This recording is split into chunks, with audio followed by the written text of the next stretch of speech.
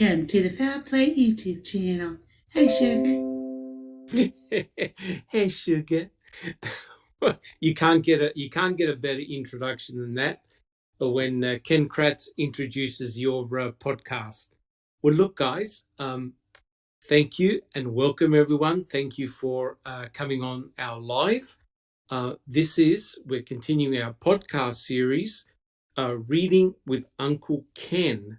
And at the moment, we're on part 17. And the the running joke in the Foul Play team is that both Brendan and Stephen, both Brendan and Stephen will be home, and we'll still be going through Ken Kratz's book.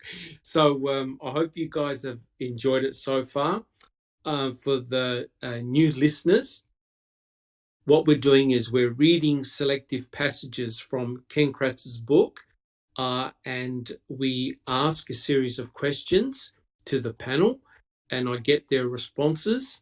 And the other important thing, guys, is that please put down your own questions in the chat, and we'll try and answer them during the actual presentation itself. Now, hopefully, all the voices are coming through okay, because we're going live on YouTube. All right, guys. Well, look, welcome everyone. My name is Dr. Silkman, and I'm from the Foul Play team. And at the moment, we're still on chapter 6. And what we're going to do is we're going to try our best to finish this chapter. The chapter is entitled "The Key," and of course, we have spent a lot of time talking about the controversial piece of evidence, the key that was found in Stephen Avery's trailer. I think after about 6 or 7 visits, or that went through his trailer, and on, I think it was the 7th run through, they found the key, the magic key, on the floor. So let's hope. Some people are saying that there's an echo. Let's hope everything is cool, because it sounds okay. It's not an echo. I can't hear. It was It's all my good? end. It was my end. Okay. Yeah, I'm sorry, I fixed it. Okay, awesome. Thank you, guys. Well, before we start the podcast proper, I'd like to say thank you, and all of us from the Foul Play team would like to say a big thank you to all our subscribers. We now have over 1,500 subscribers, and that's awesome. And we thank all of you. So if you really enjoy what we do, please subscribe to our channel. And if you like our podcast, please give us a thumbs up. If you don't, please let us know, and we'll try and improve the very best that we can. Well, look, guys, today joining me on the panel, we have BB, we have Checking Convictions, we have Jack61, we have Just Rhonda, we have Susan, we have Wizard, and we have Sammy. And Checking Convictions, Wizard, and Sammy will be monitoring the chat. And I'd just like to echo with what Wizard said. Look, guys, please keep it respectful. I know this particular type of area gets a lot of people heated up, but please show respect, and show respect to the respective families, because it is tough, especially what they're going through now and what they've endured for many, many years. All right, guys. So what we'll do, we'll make a start, and hopefully we won't go for too long tonight. We'll try our very best. So remember, what we're talking about here is the key. This is the key that was found by Lenk and Colburn and Kucharski. And it's a very important piece of forensic evidence.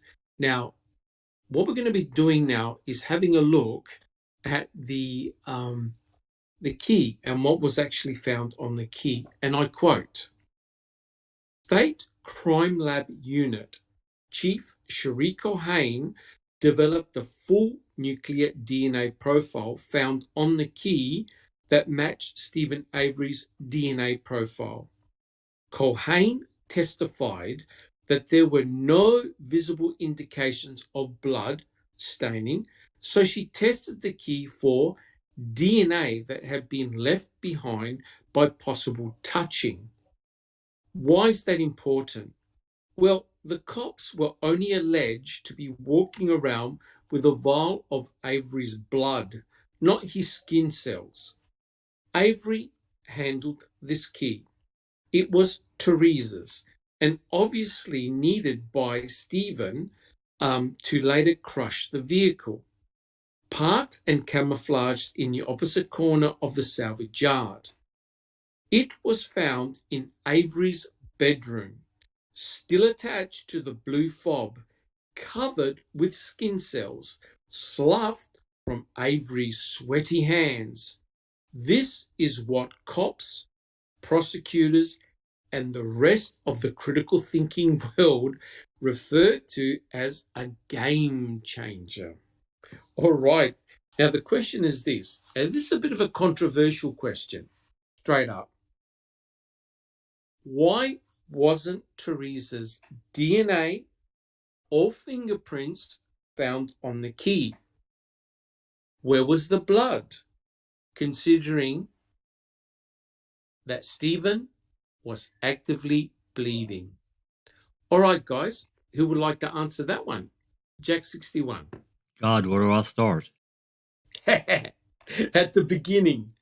Well, first, one of his statements I have to address, he said he needed the key so he could crush the car. That's a lot of crap, because all he had to do is just run the skid steer, the front end loader, or whatever, and pick that rad right up and haul it right down to the crusher.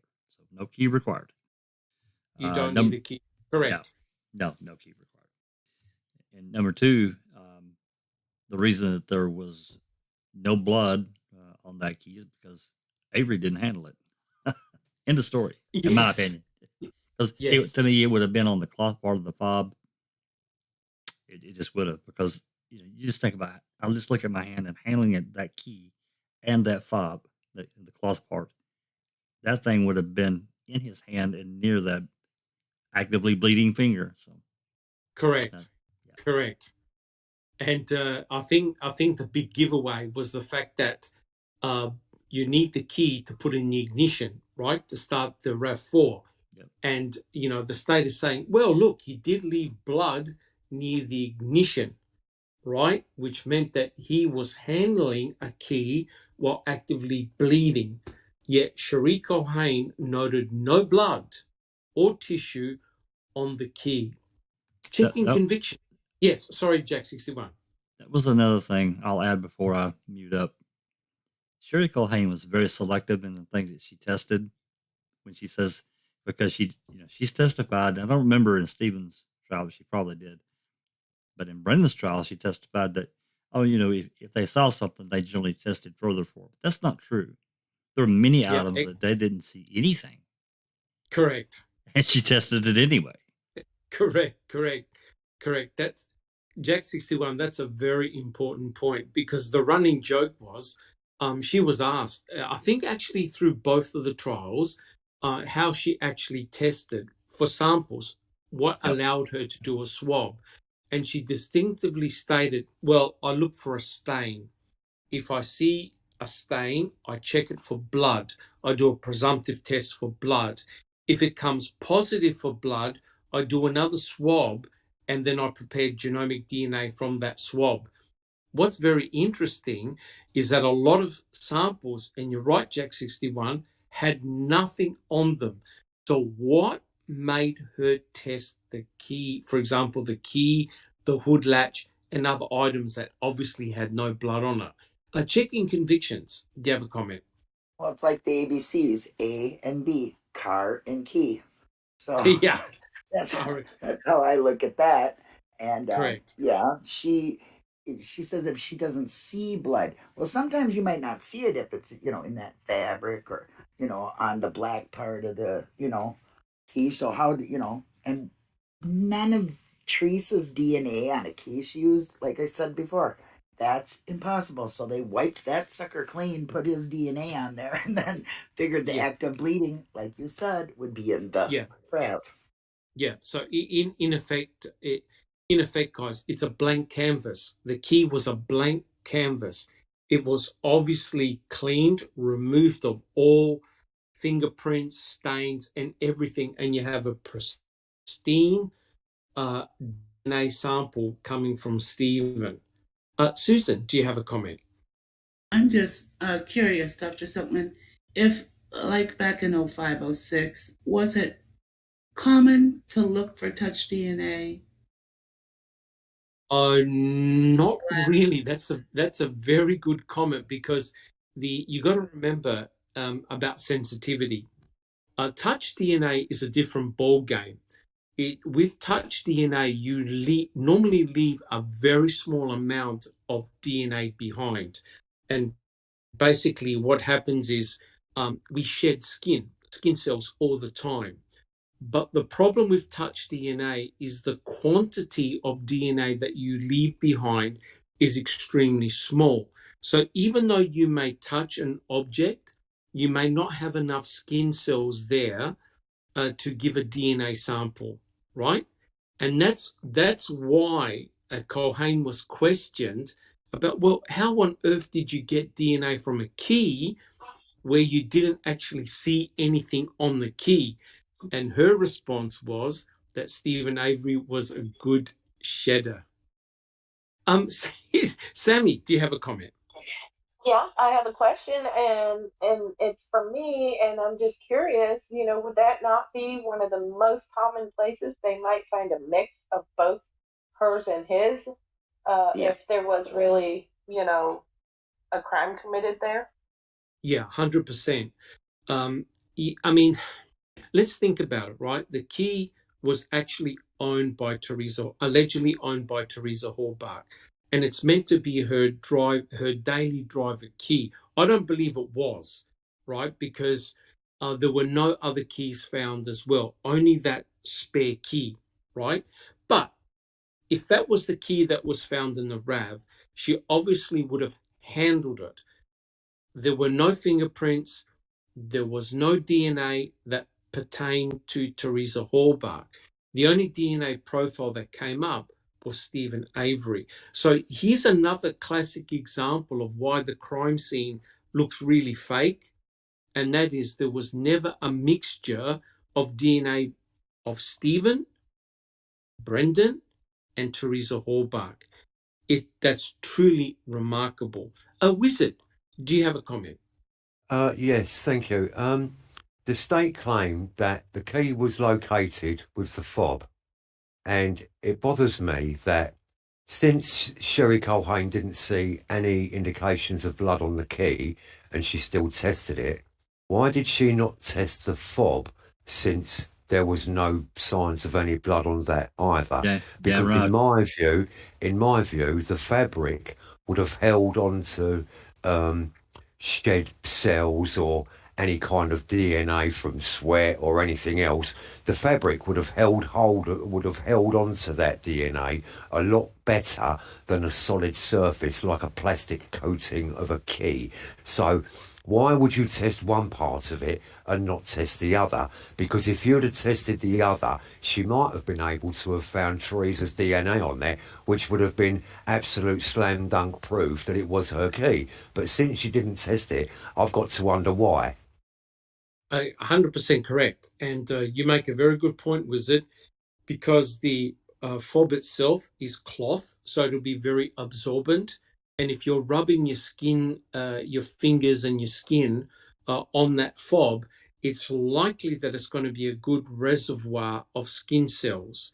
And all Cherie Culhane had to do was just take a swab anywhere on that fob and even just test it for blood. Do a presumptive test, right? Because the presumptive test is very, very sensitive, and it would have indicated whether there was blood present or not, right? That's a fair assumption, right? Considering that Stephen allegedly was meant to be actively bleeding. This is another example where I think Culhane actually said that she couldn't actually see anything on the fob or the key, but she extensively swabbed the black part of the key and not the actual fob, which is very, very interesting, Wizard. I don't have an answer why she wouldn't have tested it. Checking convictions. Do you have a comment?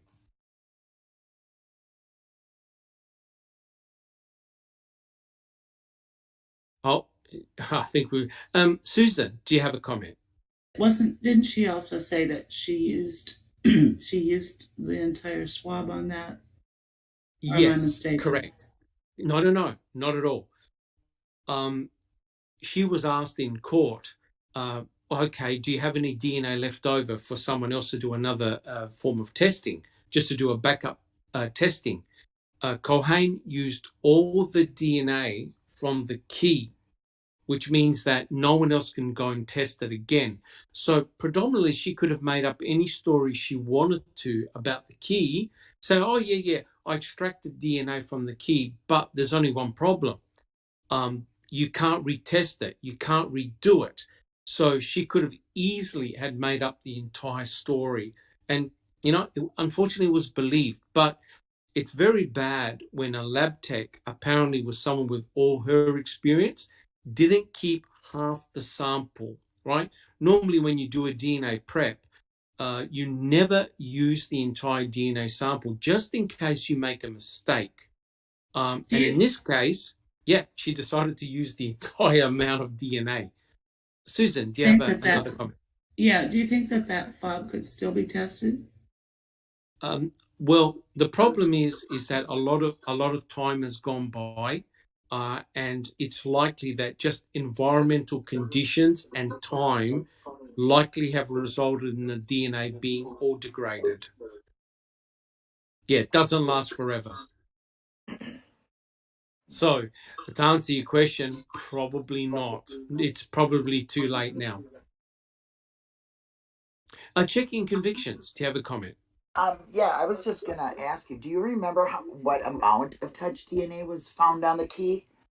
I mean, the amount of a normal, what they would consider like a good shutter, wasn't it? Well, Like a I forgot the actual number of the actual quantity in terms of nanograms, Okay. but it was 10 times the amount than when Stephen held an exemplar key. Okay. So Yeah. when he was given an exemplar key in prison to hold, when they extracted when they extracted the genomic DNA, it was 10 times less on the exemplar key, which goes to show that if he was a good shedder, there should have been a huge amount of DNA on that key. Yeah. So it seems to me that whatever sample they used to extract that DNA, it doesn't seem right. And that's why Cherie Culhane had to come up with the excuse, well, yeah, he's a good shedder, because it didn't make any sense at all. I just want to make a That's the reason comment. why. I want to make a comment about all of her testing. I don't believe any of it, because if you look at this whole thing, she does that a lot. There's nothing left to test.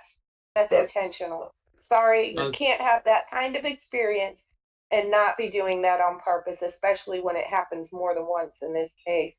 That's just totally shady. That was going to be my second part of my question was, isn't it normal, like when you get a piece of evidence, to test every part of the surface and not just a certain area? I mean, she made a point to say that she did just the black area of the key. That's correct. I mean, when you hold a key, I mean, I don't know anybody that just holds it by that piece. They would be holding it by the lanyard, and then sometimes the metal. And wouldn't it be a normal procedure to run a swab along the whole thing? I agree 100%, but there's obviously a reason why they didn't want to do it. The whole purpose of swabbing the key was to find Stephen Avery's so-called DNA on that key. Then they stopped. They no longer processed any further on the key. The whole idea was to say, oh, look, we found Teresa Horbach's key in his bedroom. Oh, and it just happened to have his DNA. So it was guilt by association, right? They didn't look for any other DNA samples. They basically, if it was a setup, which I think it was, then once they got their answer, they stopped. And that's the frustrating thing. Once they determined that Stephen's DNA was on that key, they didn't process it any further. And you're right, checking convictions. They should have swabbed the fob, the black part, and also the metallic metallic part of the key, just to see what type of profiles are on that key. Yeah, I'm pretty Checking surprised conviction. they didn't do it. I'm surprised they did. I'm surprised they did not, bring that up. Like, well, wouldn't you swab the whole thing? Or, they just never questioned her about anything like that. Just No, shocked. Well, correct. Yeah. Correct. Bibi, do you have a comment? Normally, it's very woven, that blue fab part. When they even have like dug the wovenness apart in it to get in there to get blood or whatever out of it that had Well, absorbed in. yeah, that's right. But you see, if they use the swab normally contains a saline or distilled water. It would essentially dissolve up any blood or any cells that are on there, and they'll be caught on the swab. There's no evidence at all, Bibi, that she actually swabbed the fob. Right. Right? She I've only seen them swabbed the like black part. take stitches of stuff apart and find it under, unbolt knife handles to find it Correct. where the knife is. Yeah, Correct. I don't think any of that was actually done. Um, Well, from yeah, what the blue part looked fine. So, Yes. normally they could have like cut and dug in there to see if there was something that had sunk in and that Easy. surfacely had been cleaned off. Right. Correct. They could have easily cut a bit of the fob and tried to extract DNA from that fob. Right, but they Yeah, never tried to did any take of the that. stitches out of it Yeah, and look correct. inside. Yeah. Correct. But they never did that. The whole idea was to find Stephen's DNA on that key, and that's it. They stopped. Right. And that's what they presented in court. And that's why Culhane had to sort of come up with all these ridiculous reasons. How come she Right. only found Stephen's DNA on there and not Teresa Hobart? Exactly. And Bibi, what's your normal saying? How Isn't that convenient? how Yes, it's convenient? always Correct. so convenient. Correct. Jack 61, did you have a comment? We'll set up this little scenario. It's about the key. It's not exactly about this, but I got in an argument the other day with a guilter, and this is I was kind of an ass about it, but this is how I see it. You got Kacharski, Coburn, and Link in that little tiny bedroom. Yes. Kacharski's over there laying on the bed, probably flipping through a Playboy or whatever. Says he's there to babysit. You got Colburn over there having some kind of intimate relationship with a little small record cabinet. An intimate relationship. I like that one. Yeah. and then somehow this little record cabinet shits out this key. Link walks in. God, guys, there it is. Hold the presses. This is it. That's it. Yes. I was really but that's how it all comes Holy across Grail. to me. It does. Well, that entire scenario is really how it comes across for them to try to explain the presence of this key is so ridiculous. Anyway, correct. And you're right, Jack 61. When they have to make up an elaborate story as to sort of justify a piece of forensic evidence, you know that there's something dodgy going on, right? And the problem was there were photographs showing that area prior to finding the key, right? And the photograph showed just the presence of the slippers and no key. So they had to come up with some type of weird explanation on how that key was found magically next to the slippers. Well, right? Yeah, exactly. Yeah. And, Kratz going so far in his closing is to, create this hypothetical, just ignore the key. Just pretend it's not there. We don't even really need it, basically. Correct. I think in the end, I think Ken Kratz realized that the key itself, the whole story, the whole scenario behind the key was extremely dodgy. And he tried to distance himself from it because he knew that it looked potentially very, very bad and dodgy. And so he was essentially trying to sell the story, well, it's the preponderance of all the other evidence that points to Stephen. And he was almost ready to concede, well, yeah, don't worry about the key. It was found under rather mysterious circumstances, right? Which is crazy. Oh, look, I'd like to welcome Alice and Neverly to the panel. Welcome, guys. Hi everyone. Sorry I'm Hey, late. I Alice. have proper duties. Neville, how are you? Morning, doing well. Oh, that's good. What time is it where you are? It's 6 o'clock. Oh, 6 o'clock in the morning on a Saturday morning. Oh, no. That means you're not addicted, thank God. Thank God. And I need a raise. Yeah. Hey, you just got a raise the other day, and now True. you're So late to work. But this And now you're late to work. Oh, you guys are brutal. Okay, fine. I'm happy with my raise. There we go. Susan, do you have a comment? Thank you, Neville. I'd like to point out again that Coburn also admitted perjury in that email in, was it 2017, Yes. to the attorney. Yes, correct. He completely admitted that was a lie. How they found the key and where they found the key. Yeah, correct. It was sort of like a fictitious type of story. Then he wrote an email to his boss saying, "Oh no, the key was hidden behind the cabinet." And you think very to yourself, wait a cleverly. minute. Yeah. And you think to yourself, wait a minute. If you're looking for evidence, you just simply move it. It'll take 2 seconds to move. Have a look. Is there anything there? They've got lights, and there's three of them, three adults in a tiny bedroom. It wouldn't have taken them too long.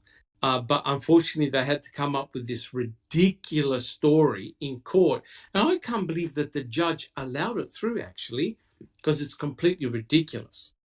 But yes, so what we've got at the moment, we've got a Toyota RAV4 key. It doesn't look like it's the main key. It looks like it's a sub key. It doesn't have any blood on the key. It doesn't have any DNA from Teresa Horbach nor fingerprints. It only contains genomic DNA belonging to Stephen Avery. There was no blood noted on that key. And so Kratz concluded that, it must be skin cells. And notice how he mocks people by saying, what? So now people are carrying skin cells of Stephen Avery and including his blood. Well, don't forget, the state already had buccal swabs of Stephen Avery in 2003. They actually didn't even have to use the groin swabs. They had his buccal swab, right, which contains skin cells. But furthermore, does anyone actually trust Cherie Cohen that she actually did swab the key, or did she just simply pull out DNA from you know what? Neville, do you have a comment? Not to be trusted, in my humble opinion, at all or ever. No, she really made a mockery of the profession, as a matter of fact, as a Correct. profession. And this is not the only case that this happens. Besides, Jean Couchet told us that, DNA evidence has been manipulated before and tampered with. So we learned that lesson there. I just actually had a question, Dr. Silkman, for you regarding the sweat, the licking and sweat DNA on the hood latch. That was found how long after the car was seized? 150 some days? In 149 days. Okay, so 150, let's say roughly, that's 5 months, right? Yes. Wouldn't that lick DNA disseminate or degrade over time? It does. Yet, you're correct.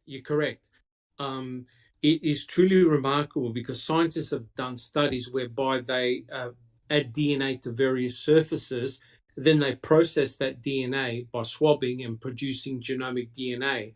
And what they found is that over time the DNA degrades, it breaks down. It doesn't last forever because the DNA is on a metallic surface, and metal, ions, the heat, the coldness, other contaminants result in the DNA being degraded. Yet, what was remarkable is that Cohen was able to obtain a robust sample of DNA from the hood latch. and a huge quantity of DNA as well. Again, through Zellner's molecular biologist, that raised a red flag. There is Huge no red way. flag.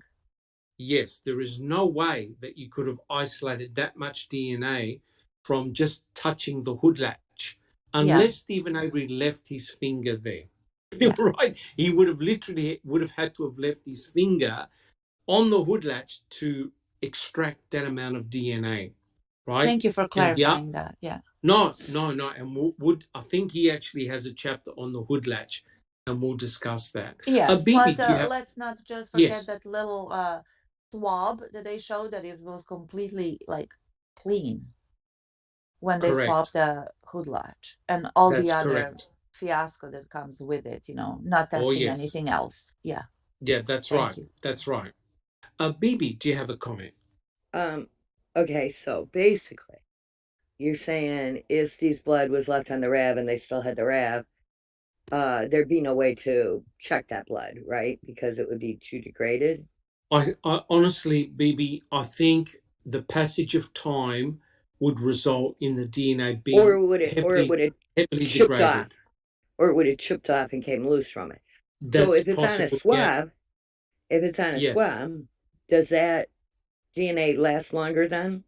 Yes, because the swab is under sterile conditions, right? Okay, but we can't. Oh, go ahead. Normally, when you do a swab, you place it in a container and you put it in the appropriate storage conditions so that the DNA doesn't degrade or doesn't degrade as much. When you've got blood and other samples out in the open, potentially it can be very difficult to isolate DNA. And if you do, the DNA is normally fragmented, right? Remember the cremains, right? Right. The problem with the cremains, the tissue that was on the cremains, that muscle tissue, the muscle tissue that they claim was there. Yes, it was heavily burnt, and so the DNA that was extracted was already fragmented. So, in other words, it wasn't a very good DNA sample. Yet, on the key and on the hood latch, you have a robust DNA sample. That's very, very interesting. So Jackson, we can't. Yeah, sorry, Bibi. We can't trust Sherry Cohane though. So all them swabs basically could be from anywhere, and saying they're from. You could say it's from the RAB when really it's from his car. Correct. And we can't trust Sherry. So what the hell would Zellner even get that she could test even? I mean, didn't she use all the samples up? And she used, and the critical thing, she used it conveniently. Yeah. Well, the two critical pieces of forensic evidence is the key that ties Stephen up with the RAV4 in terms of like having Teresa Horbach's personal key in his bedroom.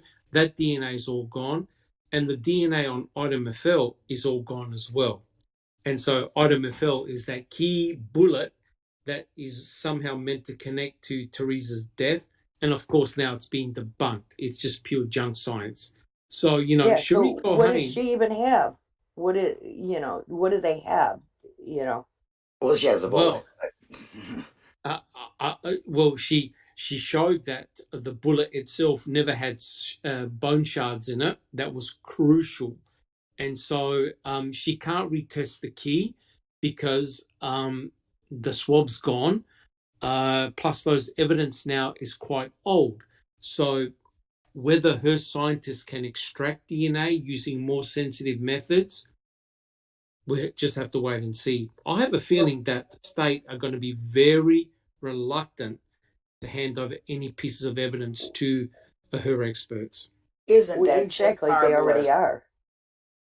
Sorry, Bibi? They already are, Yes, correct. They that they, of course, they gave back the bones, and the bones would have been a very important piece of biological material to test. That's why they got rid of them. That's now gone. Correct. Checking convictions. Do you have a comment? Yeah, I mean, isn't it like the two key pieces that convicted him, besides the bullet, the key, Yes. And they Yes. don't have no samples for that, so nobody would be, if that was all they had, they didn't have the bullet, and couldn't test, then nobody could ever test that to see if it was true or not. I mean, you know what I'm saying? There's nothing left. Yes. So That's that's correct. very convenient. Not. Well, yes. Well, essentially now what you're doing is you're basing the results on Cherie Cohane's honesty, right? You're now basing it on her honesty. Wizard, do you have a comment? Yeah, I mean, to reiterate what Linda's just said, what gets me about all of the scientific evidence that was actually used in the trial is that some of it was either completely used up so that there was no independent comparison that could be made. Some of it has kind of been withheld from Zellner, and some of it's been given back to the family. So I've got to Correct. question myself, what actual evidence is there that was used in the trial that could be retested? And in my view, I don't think there's anything. I think that's all been disposed of so that their lies could not be uncovered by kind of any defence or independent testing. And I think that's a tactical move by the state just to try to protect their convictions. I mean, it's ridiculous to believe that a professional lab technician would need to use all of the samples that they had. How do you make a comparison? How can you? You can't. How can you get any independent Can I say something confirmation here, of what the state is saying? You I can't think because it's it's all gone. intentional criminal negligence. It is. I think it's intentional criminal negligence. Yes. It's used for the state's purposes, and the rest of it was destroyed, given back, or lost, so that there couldn't be any kind of contradiction by independent testing or the defence or anything else. I'm sorry, but it looks really bad, doesn't it? It does look very bad, and you've made a very good point. What exactly is Zellner going to retest to sort of like exonerate Stephen Avery? Well, I think she's already done that with Ida Meffel, the bullet, because at the moment, if you have a look on our YouTube channel, I'm posting short little clips from Making a Murderer. They only go for the longest, only goes for 3 minutes. And some of those clips contain Cherie Cohane, Dr. Eisenberg, basically explaining what they've done. And the one which really grinds my gears is when Norm Garn is trying to actually defend Cherie Cohane by the deviation form. Oh, don't worry, common sense, you've got to deviate, blah, blah, blah. However, in her own laboratory manual, it says that if you contaminate your control, you essentially throw out the entire experiment and you redo it again. The problem with Cherie Cohane was that she utilized all the DNA on the bullet, which means that no one can go and retest it. So have a look at it. You've got the key, which is a crucial piece of forensic evidence. It cannot be retested. You've got the bullet, which is a key piece of forensic evidence, which the state were trying to link Stephen Avery to the gun, to Ida Meffel, to the cranial bone fragments, right? So in other words, they're saying that Stephen Avery had shot Teresa Halbach. When her experts got access to the bullet and did all the microtrace analysis, all the microscopy on the bullet, all of a sudden, what should have been there, the bone shards, because bone is a source of DNA, right? There were no bone shards, which meant that the bullet never actually passed through skull, which meant that Ida Meffel could not be linked to the cranial bone fragments, right? And hence, they never proved that Ida Meffel caused the beveling in the cranial bone fragments or left the metallic flakes in the cranial bone fragments. Now, we know that now, but the judge and the jury didn't know that back then. And if you have a look at that little clip that I put up where Dr. Eisenberg talks about that Teresa Halbach had died because of homicidal violence, the courtroom, you could have dropped the pin, right? That was what sunk Stephen Avery then and there. The mere fact that Teresa Horbach had been shot at least twice in the skull. So they built up this whole story. And Ken Kratz, because we'll do the chapter, even Ken Kratz goes, I never said that Ida Methel struck Teresa Horbach. See how clever Ken Kratz was? He implied it, but never said it. And that caused a lot of damage to Stephen during the trial, right? So now you're correct, Wizard. You've got all these pieces of forensic evidence that are now useless because you cannot retest them. An important piece of forensic evidence, which we'll be discussing in the next chapter, are the bones, right?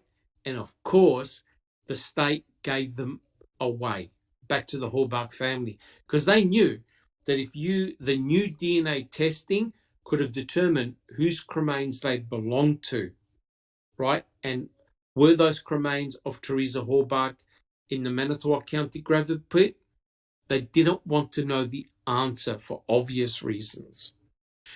All right, guys, are there any other questions about that key? So would you guys agree that the key itself looks very suspicious? Who would agree that the key itself is extremely suspicious? 1,000%. To say the least. 1,000%. Absolutely. Yeah, amazing, amazing. And you know what? Deep down, I think even Ken Kratz thought it was rather bizarre. And think about it. There were two MTSO officers and both of them were deposed in Stephen Avery's civil suit. And a key piece of critical evidence is found by Lincoln Colburn, right? That's remarkable. And I can't understand how the judge actually allowed it, because in effect, it is fruit from the poison tree. But they also did that to Brendan Dassey when he was interviewed without the presence of his attorney. And yet they used the phone call against Brendan in court. So it's really, really bizarre. All right, guys, are we ready for the next question? We're all good? Okay. Now, this is when Cherie Cohen was actually questioned by Buting. So there's a little passage. This is an actual passage from the trial transcripts, and I quote, "On cross-examination by Attorney Buting, here's what Cohen told the jury. Buting, now you found no mixture of DNA on that key, right? Cohen, right. Buting, you did not find any DNA of Teresa Horbach on that key, did you? Cohen, that's correct. Buting, now there are some studies in the Wickenshire report, for instance, that talk about how the last person who touches an item may leave the major portion of DNA that's left on there. Cohen, yes. Buting, but most often when that happens, there's still a mixture and there's a minor contributor as well, right? Cohen, no, I would disagree with that. In some cases, yes, it's very difficult. There's no way to really predict that. If you have someone who's a good shedder and sheds a lot of DNA, when they touch something, a lot of studies show that the last person is going to be the DNA you pick up, right? Now remember, Cherie Cohen's not a research scientist. She works in a forensic lab, right? So she's trying to convince the judge and the jury, oh, yeah, Stephen Avery is a good shedder, without actually proving his shedder status. No experiments were done to prove whether he's a good shedder or not, but Kathleen Zellner did, right? By him touching the exemplar key, right? And also she also looked at individuals touching the hood latch, right? And the amount of DNA on the key was way too high. The amount of DNA that was on the hood latch was astronomical. So here's the question to the panel. Why didn't Steve leave his touch DNA in the RAV if he was a good shedder? So if he was a good shedder, there should have been DNA absolutely everywhere. So guys, who would like to answer that one? He is absolutely not a Sammy. good shedder. He is no more of a better shedder than me, you, or anybody else. I don't believe in that bull crap. And Correct. honestly, I think that it implies to me that someone else made like an over exaggerated effort to make sure his DNA was on it, or use some other source to obtain his Yes. DNA. Excellent point, Sammy. Excellent point. And you know what? They never would have thought that years down the track, a real molecular biologist was going to look at the results and go, this is a red flag here. This doesn't make any sense at all. Susan, do you have a comment? He was never in the RAF. How could he leave? Correct. How could he leave DNA? Yeah. Correct. But here's the problem, right? If he's a good shedder, there should have been DNA absolutely everywhere, and there wasn't, right? They checked the doorknobs, right, to get in and out of the RAV, right? Now, forget about the blood. He's touching the doorknobs. If he's a good shedder, how come no DNA has been found on those doorknobs, except for Teresa Hallbart, who left her touch DNA on the inner door handle, right? So is she a good shedder? If she's a good shedder, why isn't there any of her DNA on that key? And Neville, do you have a comment? Yes. First of all, it's very hard to think logically if you go along with the state's narrative. It's very hard to Correct. kind of, it boggles my mind to say, why do they say this? Then how come if this is A, then how come this is not A? You know what I mean? It produces Yes. totally different results. It's very hard to come up with a logical explanation. And but let's go with it because this is what we do. Then how come Teresa didn't leave any skin cells on the handcuffs? That's She was correct. tied up, And that's right? because she never was in handcuffs. You Well, see, that's just like the Stephen was problem. never in the And RAF. correct. So they had to keep on speculating. That was the problem, that they keep on coming up with all these crazy ideas to explain the results. And Neville, Yeah. any other comments? No, thank you. Okay. Bibi. Thank you, Neville. Bibi. Okay, to open the hood latch, you have to pull the inside hood latch. And then Correct. go outside the car and pull the outside hood latch. So Correct. how come the inside one wasn't tested? How come there's no DNA for it? Yes, correct. And you know what the bizarre thing is, Bibi? One of the lab techs, I think Jack 61 could back me up on this. One of the lab techs that I believe was in Stephen's car didn't change his gloves when he opened up the hood latch. He didn't change his gloves. He admitted Right. that he never changed his gloves. Is that right, Jack 61? That is correct. Yes. So you can actually transfer DNA from one source to another through your gloves, right? Through third-party contact. So if you don't change your gloves, potentially you can get DNA on your fingertips, open up a hood latch, and transfer what was on your fingertips onto the hood latch. That's a possibility. And the lab tech actually admitted he never changed his gloves. Checking convictions. Do you have a comment? Yeah, I just want to go back to he's a very good shedder. I think it's all a play of words to get the jury to think that there's a difference between Stephen and a normal person, or anybody else. That he's Correct. just an excellent shedder, and which we all know is like fake science. It's it's I don't get it. They don't put it together like she was using that car. If anything, there would be some of more of her DNA than Stephen's, in Correct. spots, and they just Correct. seem to have never questioned that. And that just boggles my mind that they do not question that. Yes, yes. But what makes it even worse is that when they took the hood latch swab, think about it. Was Stephen Avery the only person on the planet that touched the hood latch? Surely Teresa or somebody else would have opened up the hood latch The or mechanic, the hood, huh, the anything, mechanic, people, yeah, anyone.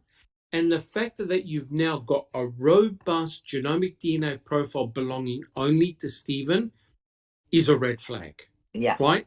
Now, you've got to understand, these machines that Cherie Cohen used, it's all done by a computer and scanners, laser scanners.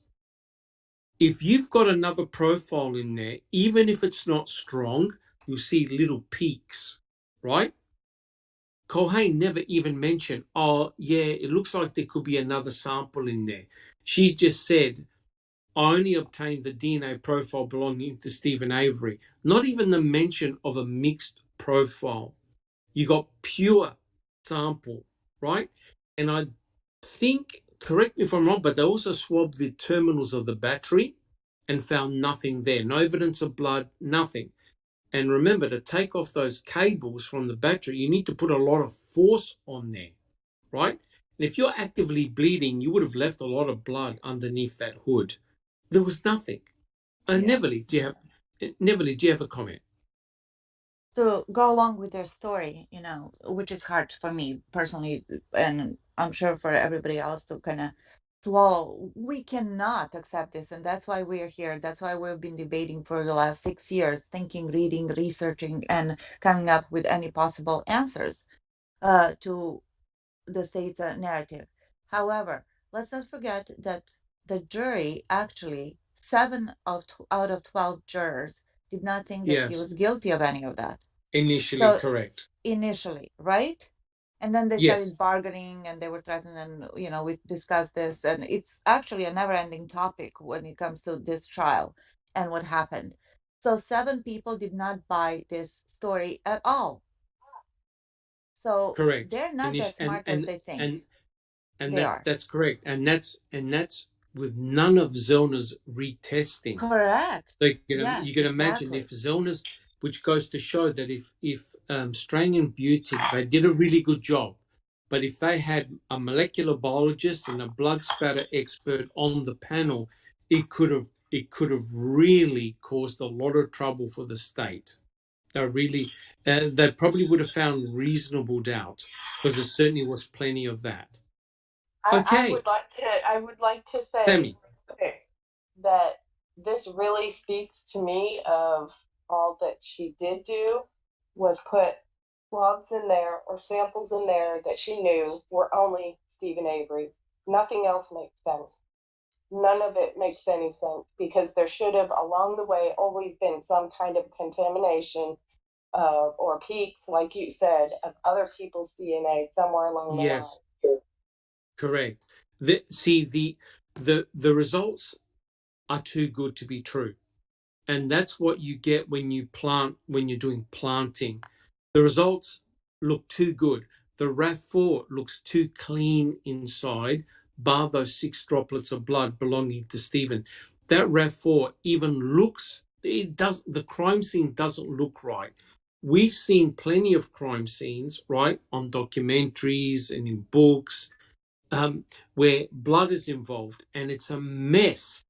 That RAF4 was way too clean. Jack 61. Yeah, I just like to isolate this the other way. As everyone's been talking, you have this, especially the hood latch swab and the key, because they're outliers to me.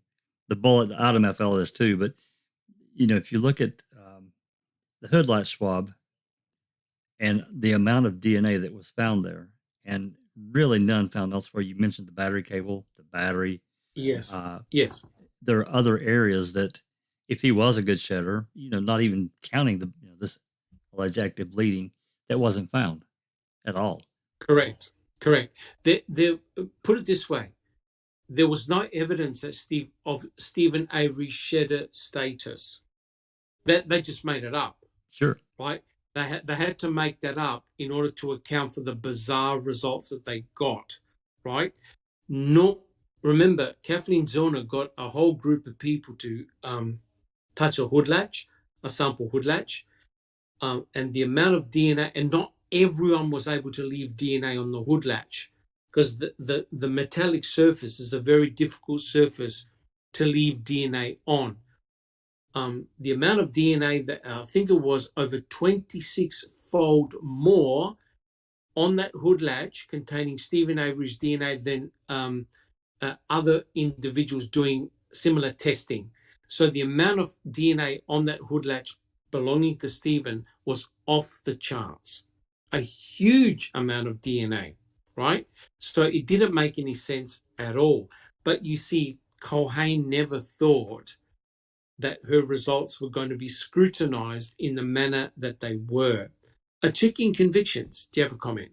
Yeah, there wasn't no like a level, even level of his DNA either, was there? I mean, one was really, really high, and then one was extremely high too. But there were, I mean, they were both outrageously high, right, for touch DNA.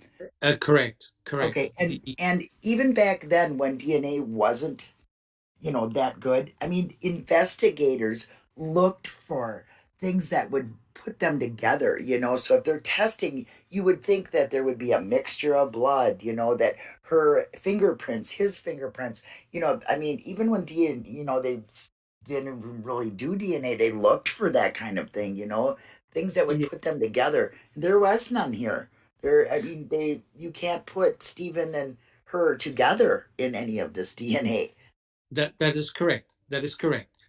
And that's what really must have frustrated the investigators, the crime scene investigators, because they would have gone into Stephen Avery's trailer and the garage, and they luminoled absolutely everything. They brought in their special lights. They found no evidence of a crime taking place, and that would have really, really pissed them off, right? Because they would have think about how violent this what happened to Teresa Halbach. It was a violent death, right? Involving stabbing, cutting, shooting, dismemberment, cremate. Where is the blood? And that's the problem. Scene? Where is the raping? Where is the crime scene? Right? Yes. And the CSI investigators would have gone to Stephen Avery's bedroom and thought, you got to be joking, guys. There's nothing here, right? And for those people that say, oh, yeah, he cleaned it up. Well, Brendan said that Teresa Halbach was chained and restrained to the bed, right? They checked the bed head. They checked the posts. They checked the cuffs. And guess what? There was nothing of Teresa anywhere. And on the cuffs, there was Stephen's DNA on there. So it meant that he never cleaned the cuffs. So he never cleaned the room to remove forensic evidence. It was as it was, right? So if there's no evidence of a crime being committed, that's where you have to add your key, your hood latch. You have to then build up the story, because otherwise it makes no sense. Wizard, do you have a comment? Yeah, thank you. If we look back to the 1985 Penny Beanston case, Stephen was exonerated by the DNA of a single pubic hair.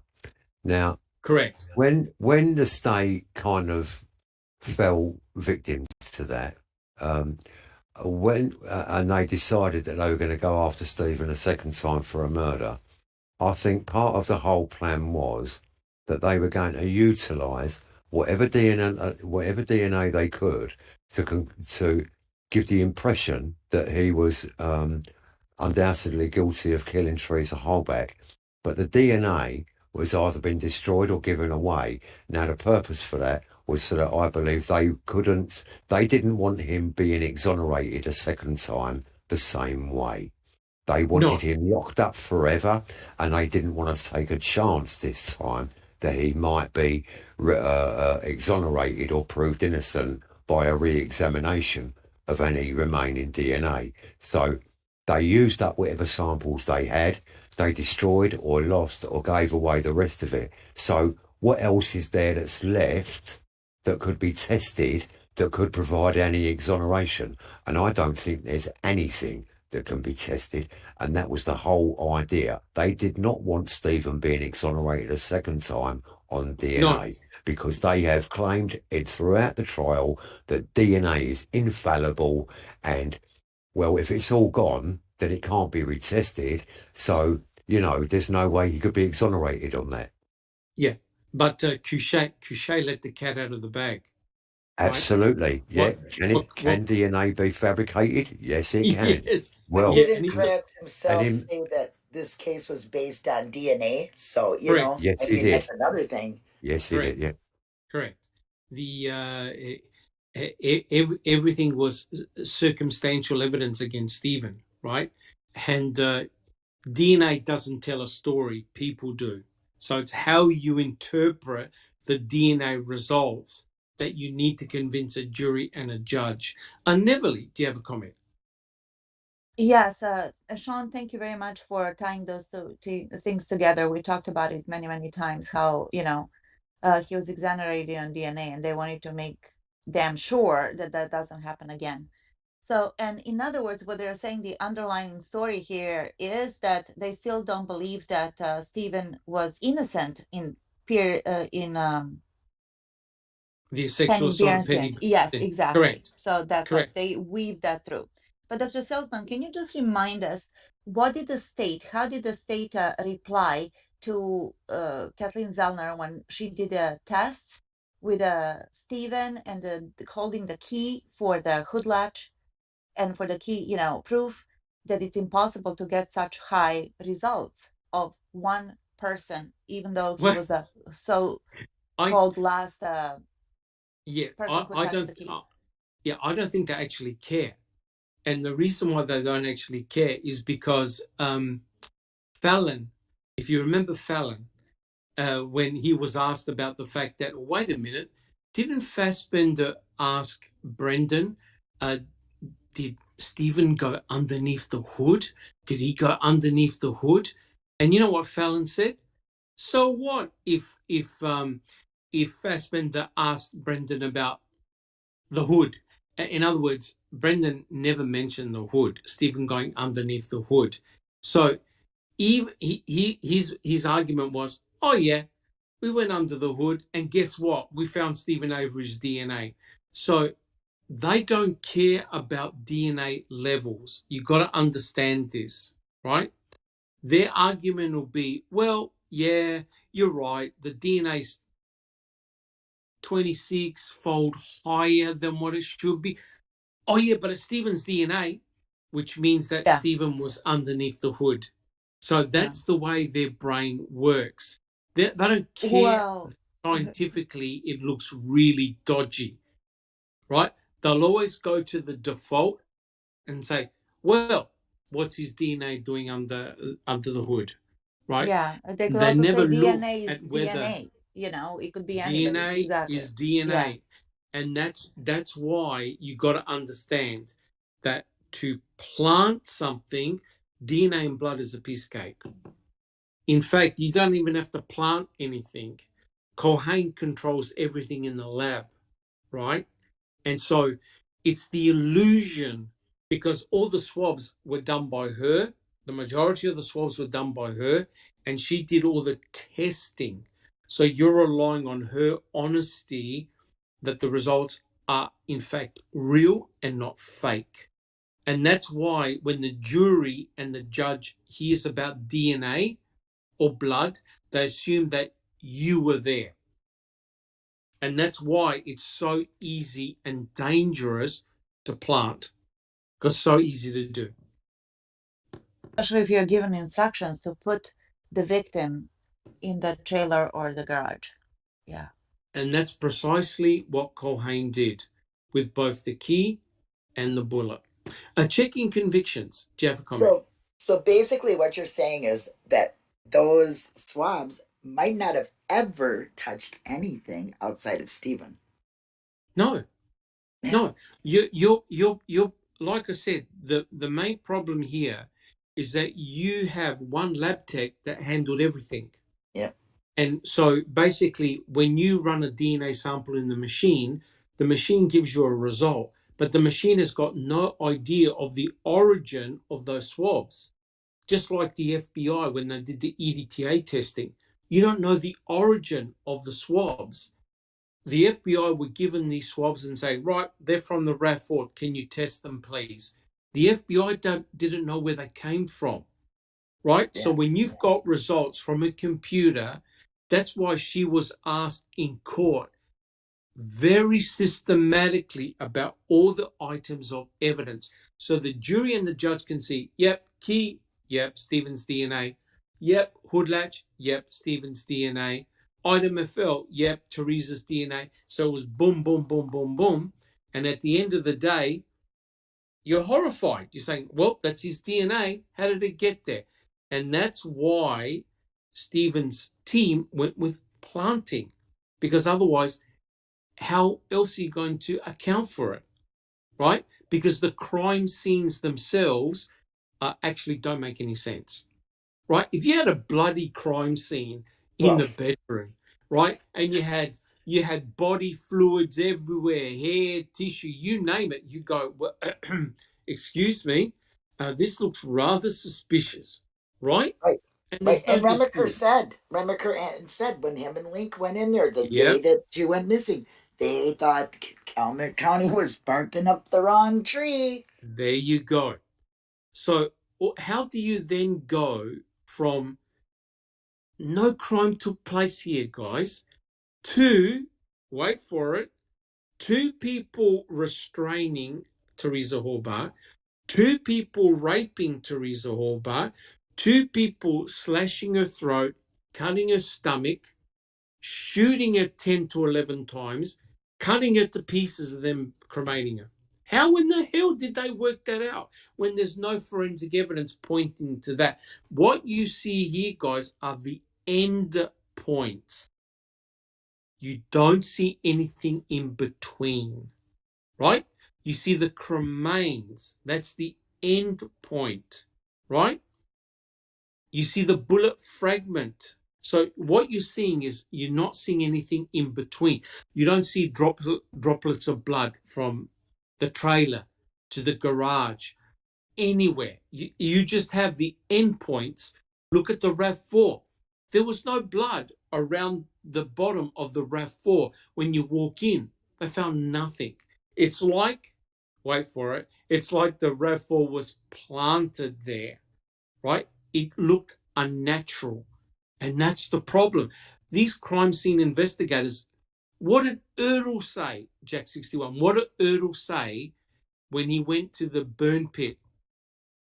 We don't take photographs. What did he say, Jack 61? Once it's been disturbed, we don't take photographs. Sorry. There you go. There you go. So even Erdl looked at the cremains and thought, "Oh, jeepers, this doesn't look in situ to me. We won't take any photograph." Where in the hell have you ever heard of a case where they find human cremains and they don't photograph them in situ? And BB, I think BB, you've got it right. Came in a box, left in a box. I really honestly believe that's how they got there. A BB. I do too. Yeah, I believe that Yeah, for a very long time. yeah. It really looks very, very bad. Jack 61. Yeah, this question was posted a while up in the chat, but we hadn't got to it yet. It's from Double D, and they asked, "Do anyone feel there will be an actual justice served?" Good question. Jack 61, you cut out a little bit. Are you able to repeat that question? Sure. From Double D, the question was, this has been a while back, do anyone feel there will be actual justice served? Personally, There will, no, there I will don't. be. Alice. I think there will be justice for Brendan and Stephen, as in them getting out, but there will never be justice for Teresa because even if they can point the finger at a suspect or a perpetrator 100%, the state isn't going to pursue it, because then the state's going to have to admit that they got it wrong once again with Stephen, and that he's been incarcerated wrongly, and they're just not going to admit that. So myself, I think there will be justice for Stephen and Brendan, because they will get out and that will be their justice, but there will not be justice for Teresa, in my opinion, which is a shame. Yeah, 100% agree with you, agree. Alice. Yep, 100% agree. Checking convictions, do you have a comment?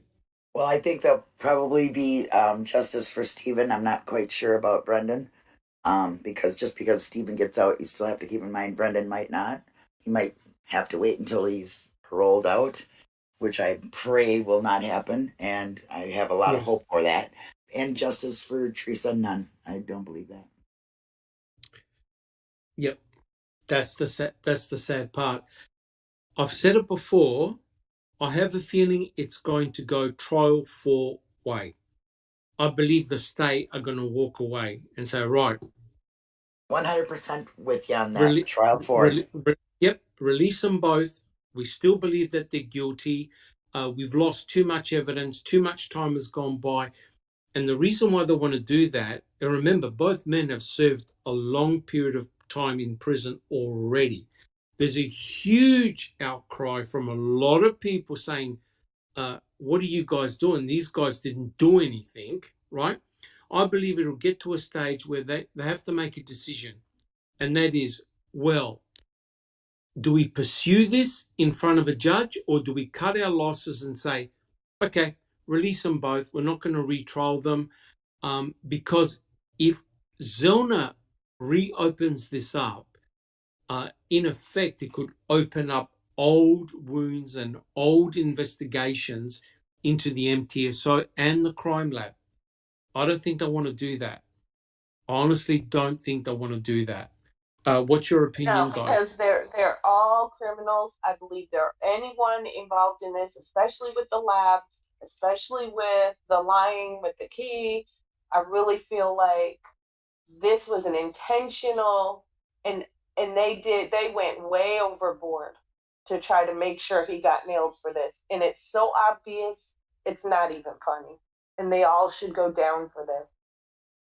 Yes, you're right. And it's like they made it so obvious in the planting scenario that a high school kid would have discovered it, right? They made it so overt. Yet when you look at so when you look at all the pieces of evidence, the story doesn't fit. It makes no sense, right?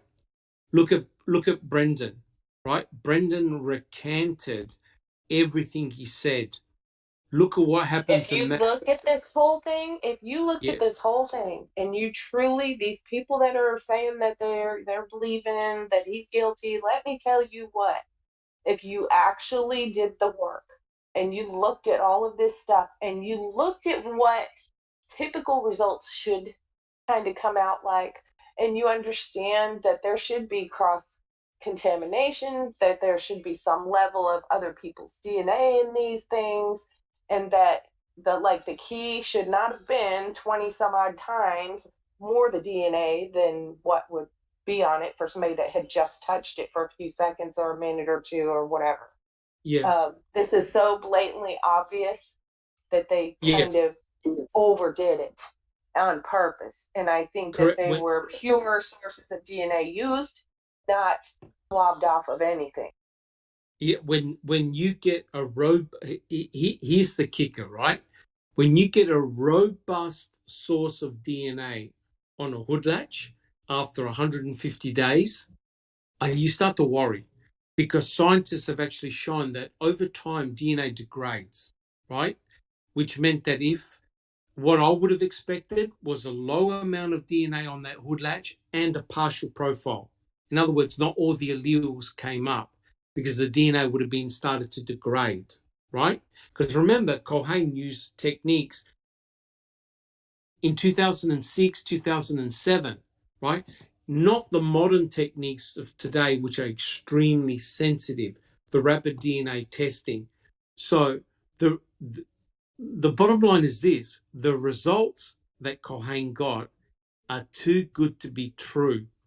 The only one that she couldn't really fudge was item BZ, the muscle tissue, because the muscle tissue had been severely degraded. So the result she would have gotten for that, a partial profile, is exactly what I would have expected for the hood latch, DNA degradation. But the hood latch DNA result was perfect. The key was perfect, clean, right? So the results, like Sammy said, they were too good to be true. Why? Because they didn't want it to be ambiguous. They want it to be pure. Neverly, do you have a comment? I wanted to mention Ronald D. Cass in chat. He said these convictions weren't wrongful, they were intentional, which is spot on. Spot on. Yes, correct. Yeah. And another thing I wanted to say, which is I often do, I wanted to pay the respect to Laura and Moira, Laura Demos and Moira, I don't know their names, Laura and Moira, who made this possible, Making a Yes, Murderer, and Netflix, who picked it up, and everybody that's supporting all of this and who's interested. This is really scary. Not only that it's sad, but it's really, really scary. It could happen to anybody, and it happens so often we're not even aware. Right now, Netflix has 1,000,001 yes, documentary on yes, wrongful convictions and just really disturbing facts of life. And it yes. may be popular, and maybe they're making all kinds of money on it, and let them have the money, because you know what, it's opening up our eyes and our minds and the possibilities and the realities. Actually, the possibilities became realities, that this is Yeah. actually true. Yeah, and it's also very disturbing as well Very. how common this really is. Yes. Just a question. Shane Henry asked, "Ever heard of the MVAC?" Yes. What the MVAC system is, if I'm reading this correct, it's like a vacuum cleaner. It's a mini vacuum cleaner. And what scientists do is, if there's a surface, instead of doing a swab, they use this vacuum device. And so what it does is it extracts all the DNA that's in that sample. So say you've got a fob, a key fob. What you do is you use the vacuum system, and it puts a solution on the sample that you're trying to test, and it vacuum cleans out all the DNA, which means that it's extremely sensitive. That's exactly what Zona will do, her experts will do. So even though you do a swab and it says, oh, this DNA, it's negative, with the MVAC system, you can go back and retest the samples, right? So it'll be very interesting to see, well, did this key actually belong to Teresa Hallbart? Who else was on these particular samples? And wouldn't it be interesting if the DNA from law enforcement officers or the planters were on those samples? So yeah, the MVAC system is something definitely I would try for sure. Bibi, do you have a comment? So this MVAC, it's basically like a little mini steam cleaner. Yeah, Yeah. it is. So basically what it does, Because it wets it first with a solution, yes, it and then it does. sucks It it does. up And then it sucks it back up. with a So vacuum. what you're doing like an extraction and then a DNA preparation on that extraction. But it's extremely efficient because it sucks out all the DNA, right? So even if the DNA is deeply buried within a sample, this will take it out, right? Perfect. Checking convictions. Do you have a comment? Yeah, I just wanted to say they used that microvac on the West Memphis 3 clothing, some of the victims, and it's like Sean Henry said, it's supposed to pick up like 200 times more than a regular swab would. So Yes, it's yeah, extremely they efficient. did, even after that much time, they were able to get DNA from that. So it's highly effective, from what I understand. Yes, it is. It is. It has its purposes and it has its uses, and it's extremely sensitive. Neverly, do you have a comment? Yes. However, Manitowoc and Calumet County use skid steers, not microvacs, right? They like to use skid steers to extract bones. Yeah. I'm sorry, but it's ridiculous. That's really Now you're ridiculous. getting cheeky there, Neverly. I You're getting know, a little cheeky. bit. Who, me? So, Never. so, Never. Yeah. so instead of using brushes, that they Yeah. use the bobcats, right? Which Yes, is, exactly. yeah, which is completely insane. But Here's we'll the do the. question. Yes. Sorry. Sorry, I was just No, being. I was going to say soon we'll do the chapter on the bones. Oh, Yeah. okay. Okay, here's the question, and I think that I know the answer, just wanting to make sure. Do police officers, especially the ones that go to the crime scenes, uh, are they obligated to have their own DNA profile on file? Yes. And their Okay, fingerprints. And their okay. fingerprints. That makes sense. That's what Because, I thought. because they can contaminate a crime scene. So it's very, very important that if they go into a crime scene, of course they've got to wear gloves and the appropriate suits, but they can potentially contaminate items in a crime scene. So normally what happens, their fingerprints and palm prints and their DNA is on record. And that's why Culhane was able to determine her DNA in the negative control of the PCR tube, because when they ran the results in the computer, her profile came up, right? So the computer does a search and all the lab techs, their DNA is in the database and her name came out. It was her profile. So yes, correct. So if you're an officer or you're part of the crime lab, your DNA would be in a database to exclude you. Correct, correct. All right, guys. Well, believe it or not, shall we get on with the next question? Yeah. Otherwise, we'll never Yes, finish this please. chapter. Okay, I quote. And this follows on. It's a good segue to what we've been discussing. I quote. This didn't stop making a murderer from showcasing the defense theory that only Steve's DNA appearing on the key was suspicious, without including the explanation from Miss Culhane. Planting is surely more complicated and improbable than the possibility, for example, that Avery got blood on the key from his cut finger and then wash the blood off the key before stashing it away for later use. Washing it off would have removed not only the blood, but Teresa's DNA, while, while his skin cells would have been left behind again when he hid it. Even if you're hiding a key and don't plan on anyone finding it, you might decide washing visible blood off it first isn't a bad idea. And of course, drops of Stephen's blood were found near the bathroom sink in his trailer. Wait, let me ask the question. This is Silkman, you're having too much fun with this. Well, like I said, my bread and Can't butter open. is DNA. And, if I said this in front of my fellow scientists, I would have been thrown out and laughed at. Yet, Ken Kratz writes this in his book, and he said this in court. Culhane said this in court. So here's the question: How can you remove blood and Teresa's touch DNA while selectively leaving behind Stephen's skin cells on the key? Now think about this, right? If Stephen thought, jeepers, I've left my blood on the key.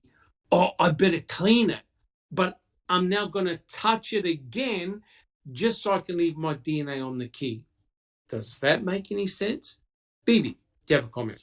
So he's a forensic god and a forensic idiot, savant, or whatever, because He can sometimes clean things up miraculously and other times just forget to do it. But yet he's going to clean a key, but he's not going to be smart enough to put gloves on. That's correct. And you see, this is the problem, right? He's a genius and he's an idiot, right? So now he's cleaning forensic evidence, but he's leaving more.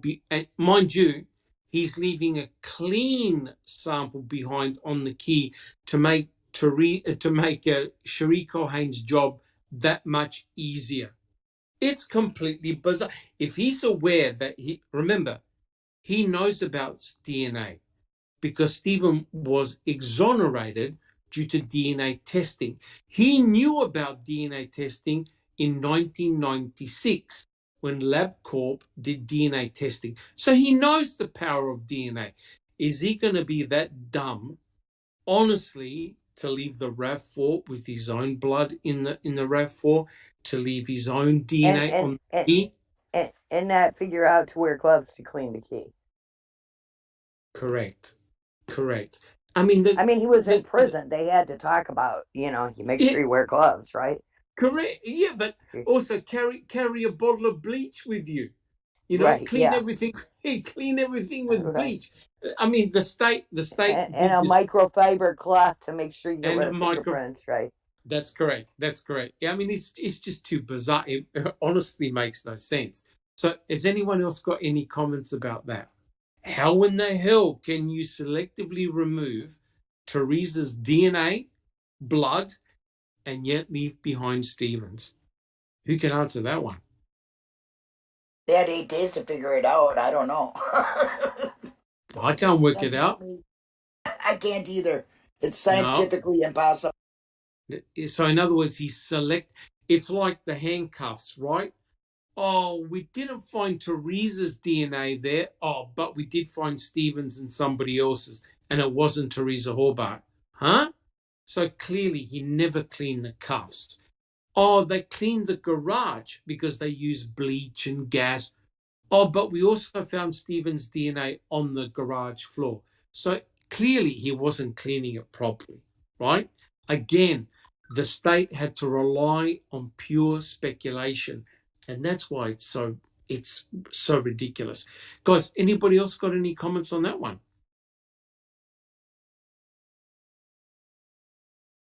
All right. Okay. So clearly, you're not going to be able to selectively remove one DNA sample and yet leave your own, right? It honestly makes no sense whatsoever. All right, guys, I've got, I think, 2 more questions and we can finish this chapter once and for all. I quote, put yourself in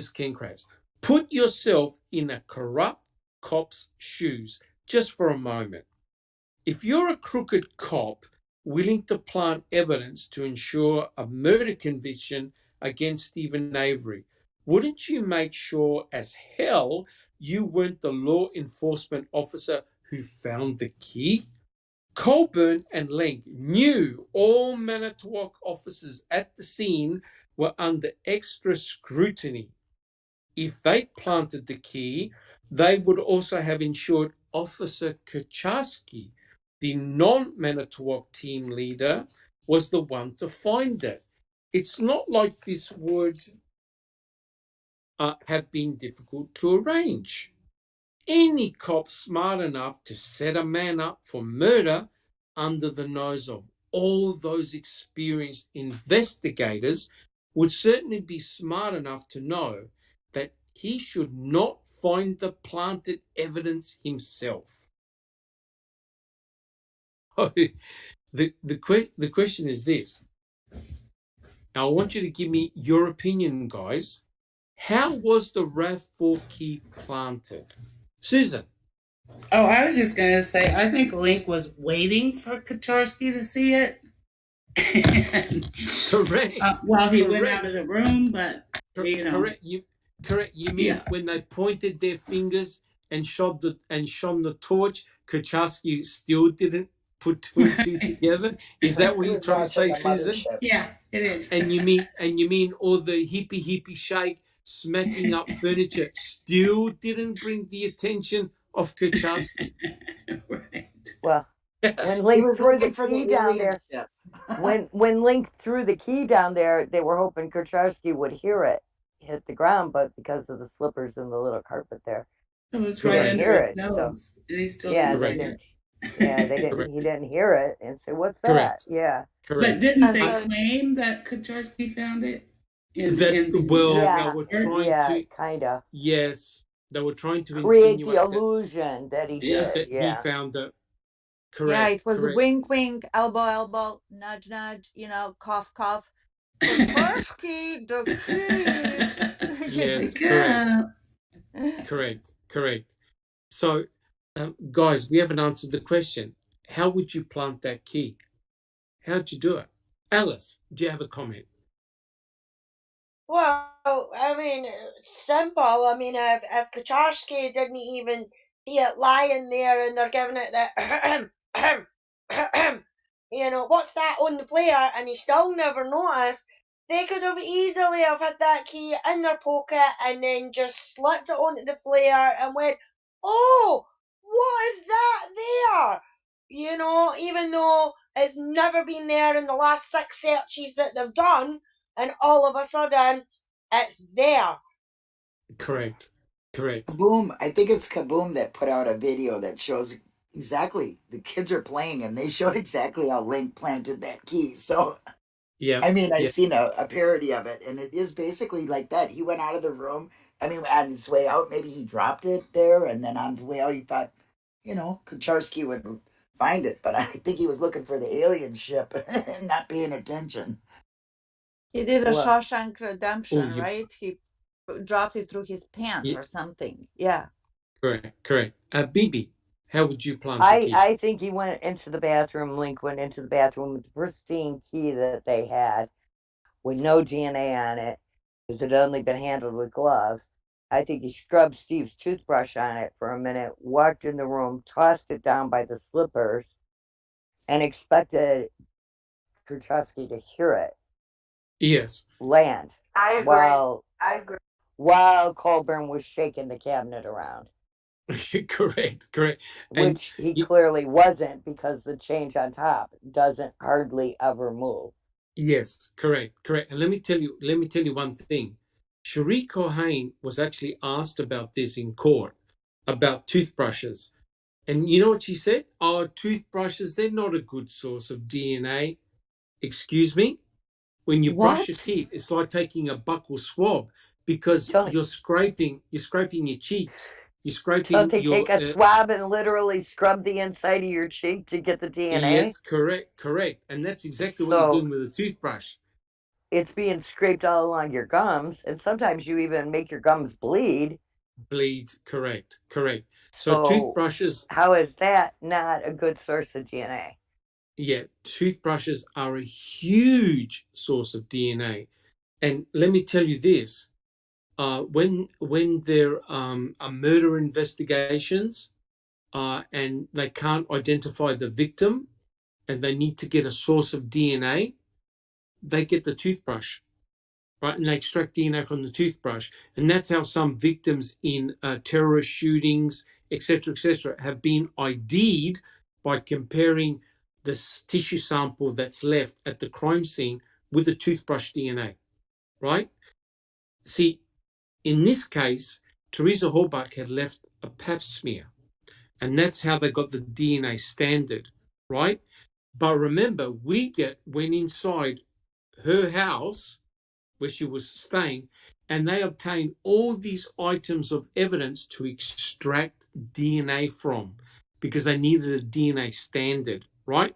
And a toothbrush is an obvious source of DNA, unless, of course, you share your toothbrush with somebody else, right?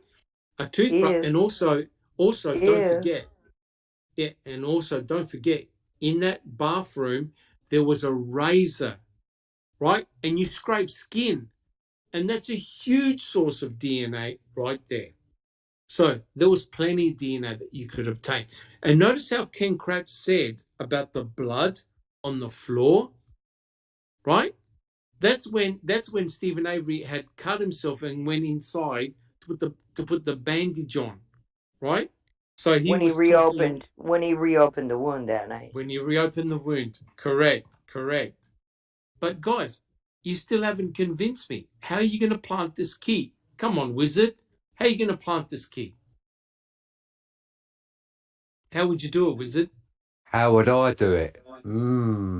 I'd make sure there was no other fucker in the room to start with. Yes. And give me 5 minutes, Doc. I'll come back to you. No worries. Anybody else? The other people in the room knew it was a plant. Yep, that could be. Yep. Susan? If you were going to plant the key, to make it realistic, I would put it way back in the back of the drawer of the desk or something like that. In fact, if I was going to plant the key, I wouldn't plant it in Stephen's trailer.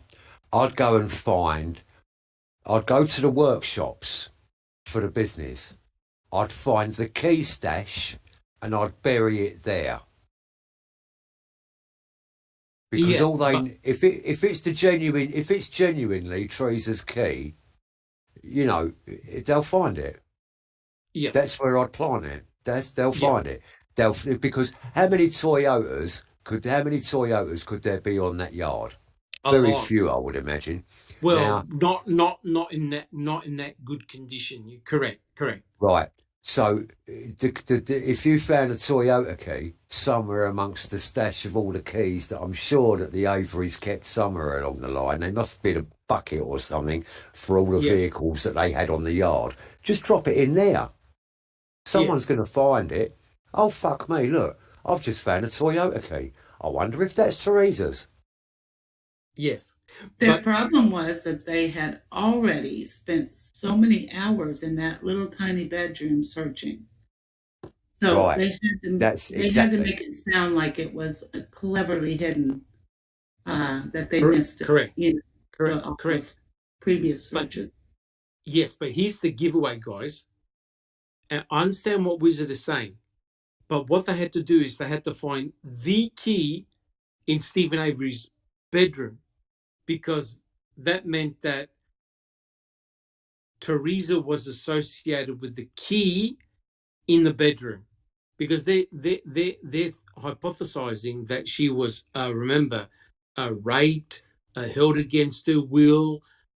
And then you've got Brendan's recollections that came on much later, and it all started to come together, right? Except everything that Brendan said could not be backed up by physical evidence, because the crime never took place, and none of those events actually happened or could be supported by forensic evidence. So they wanted to plant the key in Stephen's bedroom to implicate Stephen, specifically Stephen. Wizard. Right, I get what you're saying there, Doc.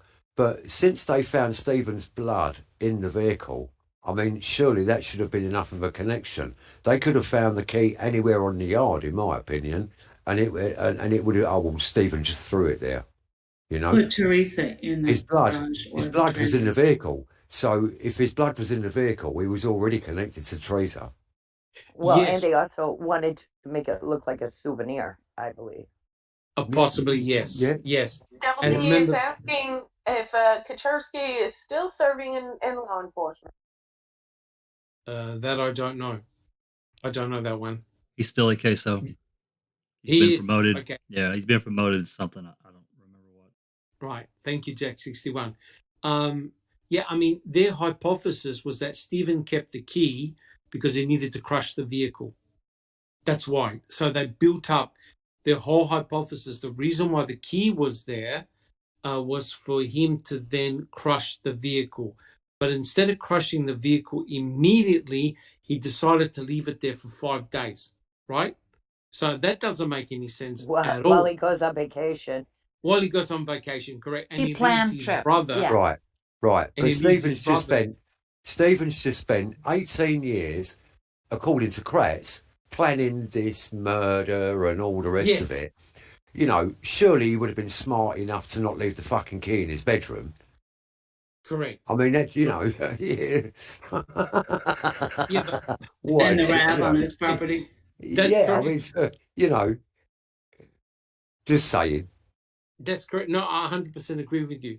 Now, the way I would plant the key, I would get a third party to go in his trailer, not Lenk or Colburn, and put the key in a known location. So therefore, Lenk and Colburn knew that the key was there, but they had to find it, right? They had to give the illusion of finding it. So if someone went into that trailer who didn't sign in or sign out, just went in there and placed the key there, so that's a third party, you want to ensure that that person never takes the stand. So in essence, by plausible deniability, Lenk and Colburn can say, we never planted the key. And technically, they are correct. Jack 61. And I think there's a number of ways that the key could be planted. But the real tell to me is when they found it. That's the real tell, and how they handled it. Yes. It had to be rushed out to the lab. You know, we got to get this son bitch out of here right now. So correct. It's as though aliens did beam inside Stephen Avery's trailer, and I thought, we better call NASA. This is the most important discovery on the planet. They were in a salvage yard with nearly 4,000 vehicles, keys all over the place. But this key had to be rushed immediately to the crime lab. Bibi. Nothing. Just laughing. Holy Grail. That's it. The key was the Rosetta Stone. Just Rhonda, do you have a comment? I do. Why did it have to be? I don't think it's as complicated as this. I think they were the only three people in the room, and I believe they all three knew about it. And I believe there was a conversation about where should we put it. Well, let's put it right here. You take the picture, and I'll stand at the door and say that, you know, that, oh, look, there's a key. And then Colburn, you're going to go ahead and just say, if you get called to the stand and get questioned about it, that you shook the cabinet. I don't believe that there was any, I mean, it was planted, of course, but I don't believe it was a big conspiracy. The only three people that knew anything about that key were the only three people in that room. They could say whatever they wanted to say, and who was going to contest it? Correct. I honestly don't think Kacharsky knew about it, and I think that's, you know, like Kratz was saying in that book, you know, he's the third party that they wanted. Think about it. They wanted him to find it, but he was. Yep, the other two. Too unobservant. One could have distracted the guy just for a few seconds while the other person put the key there, and then they get back in their little place, and then, oops, there's a key. Yeah, correct. Yeah, it could be, and it probably happened that way, but to me, I don't feel like it has to be. I don't think it was necessarily all that complicated, and I really do feel like Kacharsky knew it was there, and I think they were able to create whatever narrative they wanted to, because nobody else would know any different. But that's just my opinion, of course. Yeah, very good point. Susan, do you have a comment? No, I already made it. Thank you. Okay. Awesome. All right, guys. Well, I'm a little bit conscious of the time, so we've got our final question, and then we can finish this chapter once and for all. I quote, so if you believe the key was planted in Stephen Avery's trailer, you must be, I'll start again. So if you believe the key was planted in Stephen Avery's trailer, you must be willing to believe activities far more sinister occurred as well. Are you willing to believe that sometime between November the 3rd and November the 5th, officers discovered a crime scene, perhaps Teresa's bloody car with the key still inside it, and then moved everything to Avery's property? Are you willing to believe that these officers found Teresa before her body was burned, hid the crime, and kept the key? Are you willing to believe that they were the ones to burn and chop up her body, that they killed her themselves? How far are you willing to take this? How thoroughly are you willing to suspend common sense to explain away the evidence? And here's the question. Why does the planting of the key have to be linked with the other events mentioned by Kratz? And Kratz always mentioned this. Sammy. Well, first of all, he has to make sure that everybody is under one narrative and one narrative only. That's why. Yes, but I could correct. very, very, very easily answer his question with yes, they did plant everything. They did set him up. And I'm going to say it. Maybe she's just not dead. Oh, controversial. Bibi.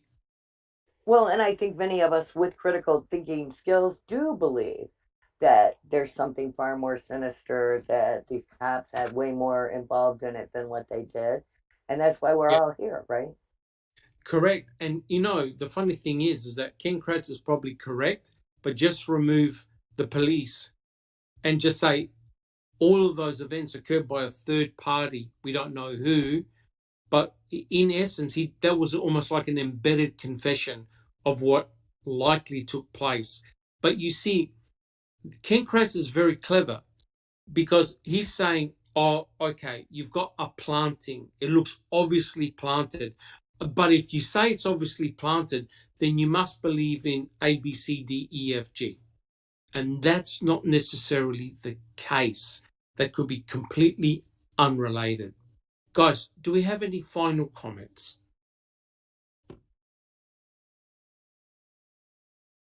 Susan? I'd just like to say that I have no problem. I'm very willing to believe that law enforcement was capable of killing Teresa and setting up the whole thing. Wow. I do too. I mean, they are. Yeah, that's very, very scary. Wizard, are you going off to another podcast in a minute? Oh, I am going to be on another podcast in a moment, but I just wanted to say, yes, law enforcement had the greatest motive. They had the means, and in my view, they will have had the opportunity. So there's every possibility that they could well have been involved in the actual killing of Teresa. And I know how controversial that might sound, but if they're prepared to keep Stephen Avery in prison for 8 years longer than he should have been, they are prepared to do absolutely anything to protect their own arseholes. It's a horrible thing, but I hope you're wrong. It is horrible. It is horrible, but we know what they're like out there, Doc. They don't give a damn. And, Kasurek, in my opinion, is a mafia don. He doesn't give a shit for anyone. He's got no value for human life. And Teresa, well, she was just a means to an end. Yeah, scary. Very, very scary. I hope you're wrong, Wizard. But, I can understand your point of view. Alice, do you have a comment? Thank you, Wizard. Alice. Yeah, I just agree with a lot on the panel that yes, the law enforcement had motive, means, and opportunity more so than has ever been pointed at Stephen whatsoever. And we know ourselves with looking back on the history of the Manitowoc County Sheriff's Office that they're quite capable of covering up things when it involves other officers and everything like that. Correct. If you just take the Ricky Hofstadter case, for instance, I mean, a lot are saying that police officers were involved in that and involved in the cover-up. So if they could do it back then aye, you're damn right that they could do it now. I think that's hit the nail on the head. And I think that's exactly why Kaseric didn't want the civil suit to progress. Because potentially, if you have a corruption probe, you could look at past cases like the Ricky case. Jack 61. Not to directly answer your question, well, of course, law enforcement had control of everything. Everything was under their direct control, right? But yes, to talk about thinking about how Kratz worded his question, and we think about some of the other cases that we've talked about. One, for instance, comes to mind as of Daniel's case, Daniel Hopesclaw. Yes, and how the jury would be impacted. He's throwing the onus on them. So if they say, well, okay, yeah, they did do it. So, but would this create a fear factor for them if they're basically saying, yeah, they did do it. They did plant evidence. Does this throw a fear factor on them? And they back off and say, I'm not doing that. I'm not going down that road. There's no way. Yep. And Jack 61, we know about the couple that got killed in Nebraska, right? That's right. That's and exactly right. How Matt Livers was coerced in a confession, and then he implicated his cousin, right? And but the worst thing is, imagine if the investigator said, "Oh, what do you reckon? Are you trying to tell me that a CSI director is going to plant evidence in this case?" And he did. Yeah, he did. That's right. That's exactly what he did. He planted evidence, blood, in a vehicle that had nothing to do with the crime. And remember those two lab techs who were faking all the results in the drug labs? That's right. It happens, guys. We think that it doesn't, but it does. Even senior lab directors, because they want to help the case, they plant forensic evidence. Look at Stephen. I think the same thing. I think Kratz knew. Yeah, I think Kratz knew that too. I think he became really keen to the fact of like, holy shit, guys, you need to stop. You need to cut it out. You're gonna screw me. Yeah. Which the key really did. Yes, because it was so obvious. Yes. The amount of all this incidental evidence pointing to only one person, it was too good to be true. It was too good to be true. I want to mention here also, throughout all of these years, we've had nuances of people who are making mention of some pretty shady activity by these very same people. Yes. Clubs are mentioned, other things are mentioned. And I do believe that because everyone keeps sticking with the state's narrative, those people are getting ignored. And I would like for everyone to stop doing that. I would like for everyone to erase the state's narrative and look at the whole case, because you will see how very wrong this was. Yeah, you're correct. You're correct, Sammy, because the state's narrative doesn't make any sense. We've got one victim, two murder scenarios. Yep. How do you work that one out? Well, you just can't, because number one, none of the lab stuff is right. None of it. And the stuff that anybody else would have had or could have had to test to verify that they were wrong, it's now either disappeared or it's all been used up. I don't believe that those were accidents. That was intentionally, criminally negligent. Yeah. Yes. Yep. Cover your bases, essentially, so you can't go back and retest. Neverly, do you have a comment? Question. And what you read from Kratz's book and that passage, that are you willing to acknowledge or to believe that the Ellie would do all of this, blah, blah, blah, blah. He took it to such a high level, as you said, from Yes. planting a key to killing Teresa. That's a huge jump. Nobody was saying that, first of all. Correct. But he The said that in defense court. wasn't. He said that He in court. did. He did. To me, that was a threat to the jury.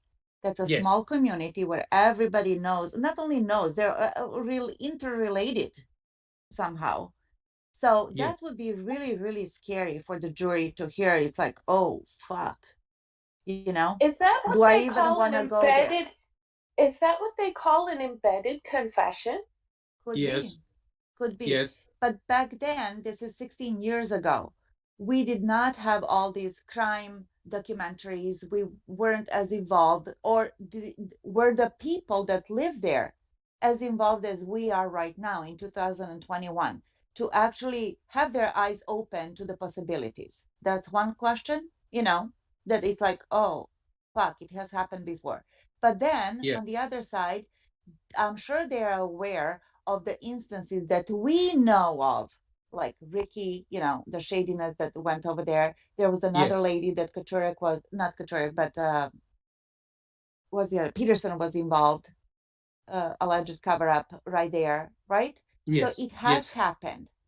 Yes. That's just the surface of it. We're talking about decades and decades of Correct. familial policemen in the same law The enforcement same force. players. The same Yes. players. Yes. Yes. So lots of shadiness going on. But back to your question, I think that was a threat. That was intimidation to the jury. And that they were like, oh, if it comes to me versus Steven's got to go. Correct. Because then Correct. they weren't going to be able, you know, to live with themselves in fear that there's going to be some knocking on their door by the same police. Well, Stephen's civil suit could have brought down the entire MTSO. It could Absolutely. have really caused major, major embarrassment. It could have been. It wasn't the And money. consequences. It was. Oh yes. yeah, and correct. Yeah. 100% correct. Thank you, Neverly. Alice, do you have a comment? It's just actually a couple of questions. Shane Henry is asking, did they find other keys in the trailer, like i.e. Yes. like Stephen's keys? Yes. And Double D is asking question, does the toothbrush still exist? And I think they're meaning the toothbrush that got took to Teresa's. Yeah, unknown. I don't know what they've done. I mean, they took hundreds of pieces of evidence. I don't know where it's been stored. It should be stored properly. That evidence should still be there. Correct. Jack 61. There are more keys. You started to answer that one, but you go ahead. There are more keys for sure. Yes, correct. In fact, there are photographs showing extra keys in the cabinet. I've seen pictures showing extra keys in that cabinet. So there are plenty of keys around. And they did confiscate other keys. So other keys were found. Correct. All right, guys. Well, as I said, I think Wizard has to go soon because he's doing another podcast. But I'd like to thank everyone on the panel for all the excellent questions, and also in the chat. We had a lot of really good activity, and that brings a conclusion to chapter 6, entitled "The Key." So the next chapter, I've got to check out exactly what it is. I think it's about the bones, because Ken Kratz actually goes through all the forensic evidence. And again, the really good thing is that our panel and also our listening audience, comes up with some really good questions, good critical questions, and hopefully we can answer them. All right, guys. So does anyone have a final comment? All I want to say is, guys, if you've enjoyed the podcast, please subscribe. If you like the podcast, please give us a thumbs up. Does anyone have any final comments?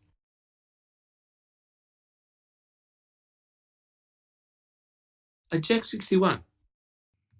Just want to thank everybody for coming, and tune in tomorrow afternoon. It'll be early for you, Doc, but I want to try to split the difference here. And it's just maybe a little bit later for you and a little bit later. It's going to be a little bit later for our European friends. But for the open mic, we're going to finish up the Brady's. We have 3 Brady's left, and I'm probably going to finish those up hopefully rather quickly, and then we're going to do one more Denny, a little bit more in depth than what we did, and I think it deserves a little more attention. Awesome. Thank you, Jack61. And Neverly, do you have a quick comment? Again, to thank you for researching and for this pain and agony that you had to go through while reading this idiocy of words jumbled up together. Really, no, seriously, you put up a great presentation. It's very educational. Yes, our blood is boiling, but I think that's the whole point. Yes. Just to be aware and to open up our minds and think outside the box like we have been. And yes. So thank you very much for that. Thank you, the panel, and all our loyal supporters. We just love having you. Yes. Thank you, Neverly. And the other thing, of course, is that there are new people that are joining all the time, people that are new to the case. So that's why I decided to get those little ma'am clips. The longest one is 3 minutes, and I've put them up on our YouTube channel, and they've proven to be very popular. And oh my gosh, they're awesome. They're awesome. We have a lot of like zing, zing, zing. And, yes. And mind you, I never say a word. No one says a word. It's all the people that were involved in the trial. So one can see the shenanigans that took place. It truly is disgusting, especially what happened with Brendan. It's a shocker. Yeah. And one more thing, Mira Wolf, I know that you are there in the chat. We're expecting you at Discord. No pressure. We'll get him into Discord for sure. Susan, do you have a quick comment? I just had a thought last night. I was watching some other, suspicious convictions. And I just want to say that, before I saw Ma'am, I was guilty of just kind of going by the press and, yes, believing their narrative and, just condemning people without really knowing, without digging into a case. And so I think, especially for guilters, I think basically that's what most of them base their opinion on. It's just the state's narrative, all the press, the negative press. Even Daniel's case, Holtzclaw, when it was in the news, I just automatically assumed that the guy was guilty. So it really changes your perspective when you start looking closely. And so, but yeah. 100% agree. Yeah. And as you can see, guys, we've